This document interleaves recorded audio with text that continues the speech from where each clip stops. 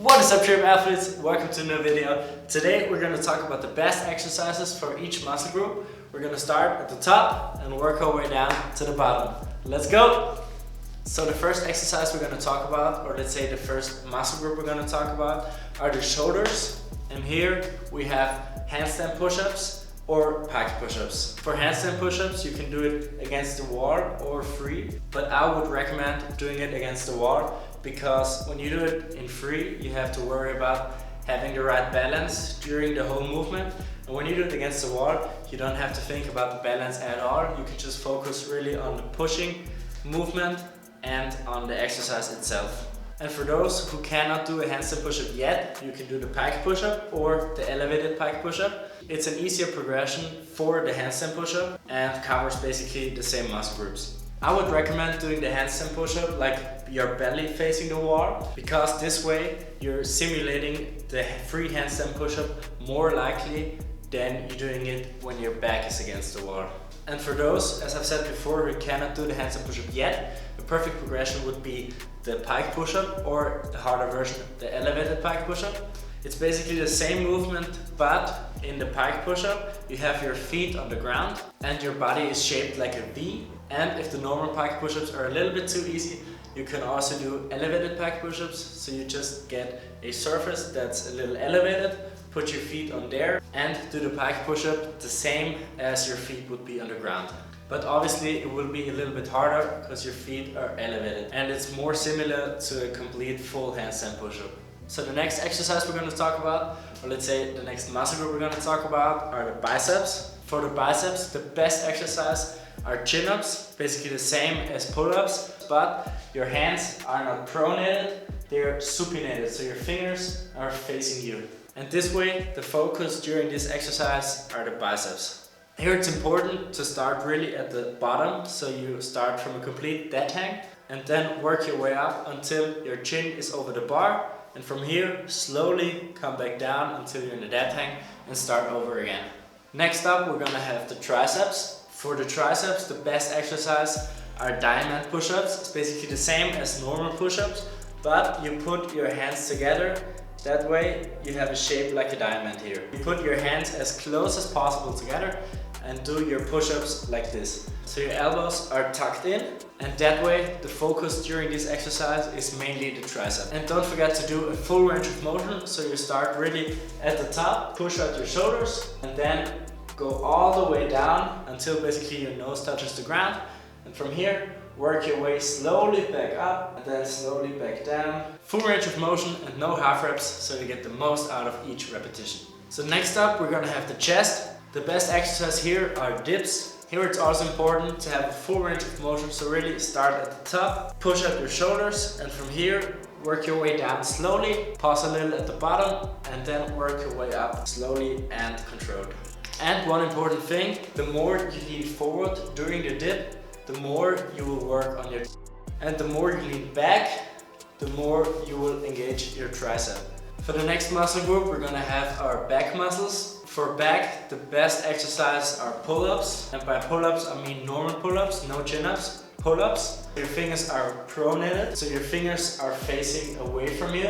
Here works the same principle as with the chin-up, so really start from a dead hang, and from here work your way up until your chin is over the bar, pause a little, and then come back down slowly and do it all over again.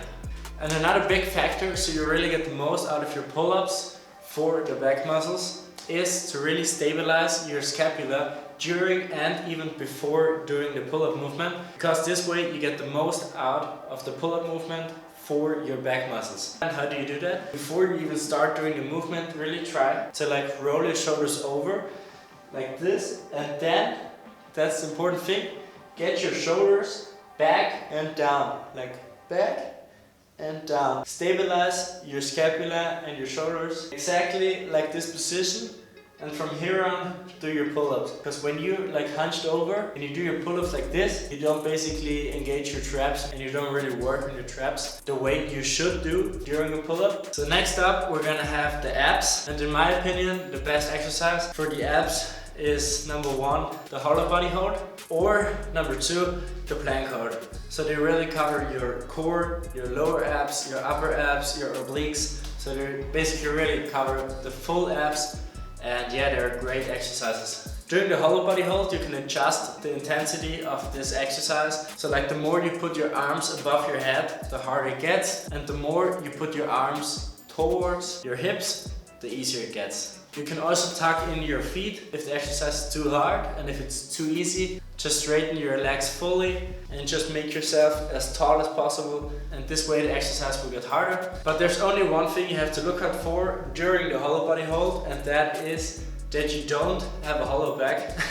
I know it's funny, but you really shouldn't have a hollow back during this movement. So really try to push your lower back against the ground, so you have contact with your lower back to the ground or with the ground the whole time during this movement. This way you really get the most out of your abs. And the same goes with planks. So really try that your feet, your hips and your shoulders are in a complete line. If that's too hard, you can do also the plank on the knees. And if you want to do a full plank, but you feel like your hips are slowly going down, then it's better to get your hips higher, because overall it's better to have your hips higher than lower.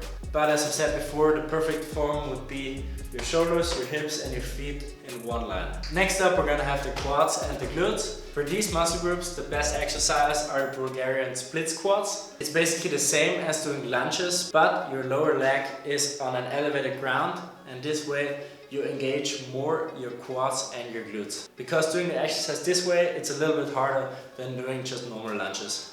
Here it's important to also work with a full range of motion to really get all the way down and all the way up, slowly and controlled. And it's also important that your lower leg is compared to the ground in a 90-degree angle. Just keep an eye on when you're doing your exercise and you're in the lowest position of the Bulgarian split squat, that between the ground and your lower leg is a 90-degree angle. And this way you know you do the exercise right.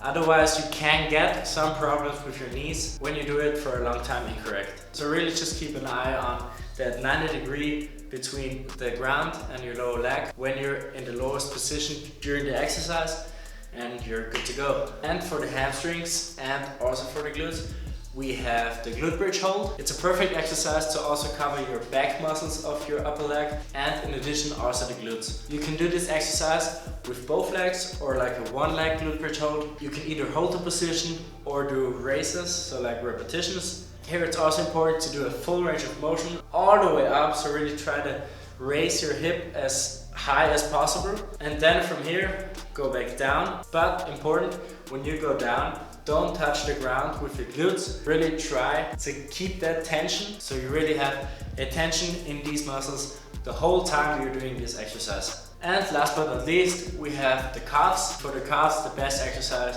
are the calf raises. During this exercise, you really cover the whole muscles in your calves, and it's just a great exercise to strengthen the calves and yeah, just build up that lower leg strength and muscle mass. You can do this exercise on the ground, or even better, you can do this one on an elevated ground. The exercise is better when you do it on an elevated ground because you can go back down further than you can when you just do it on a normal floor. And when you can go further down and obviously further up, and then you really work that muscle through the whole range of motion, so really from all the way down to all the way up. So yeah, that's basically it guys. Thank you for watching. I hope you liked this video. These are the best exercises for each muscle group in my opinion. Underline in my opinion, because there will obviously be some people out there who think that there are maybe better exercises for each muscle group, and that's totally normal because obviously everybody has their different exercises they believe in, that these exercises are the best. As I've said before, these are the best exercises in my opinion. Let me know in the comments down below what you want to see next. If you have any video ideas, I will do my best to make them into reality. If you have any further questions to calisthenics, working out, how should I structure my workout plan properly, check out my website grep-sports.com. Yeah, you can find basically all information over there. If you still have any further questions, DM me. I will put my Instagram somewhere around here. And yeah, I'll see you guys in the next one. Have a good one. See ya. your body like a bass drum. Gon' give it to you, baby, don't stop. I body your body like a drum.